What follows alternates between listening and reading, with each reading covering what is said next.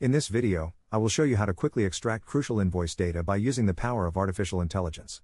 If you have ever felt overwhelmed by a mountain of digital receipts or billing statements, this method is going to save you a significant amount of time. To get started, you need to open your web browser and navigate to the Claude website. Once you are logged in and ready to go, the next step involves uploading your documents. You can easily do this by clicking the paperclip icon located in the message box, or if it is more convenient for you, simply drag and drop your invoice PDF files directly into the window. Claude is remarkably efficient at reading and interpreting different layouts, so do not worry if your invoices come from many different vendors. After your files are uploaded, you need to provide a clear and specific prompt so the AI knows exactly what to look for. For example, you should type a message asking Claude to extract specific fields like the vendor name, the unique invoice number, the date it was issued, the total amount owed, and the final due date. Be sure to ask the AI to present this information in a clear table format. This makes the results much easier to copy and paste into a spreadsheet like Excel for your records.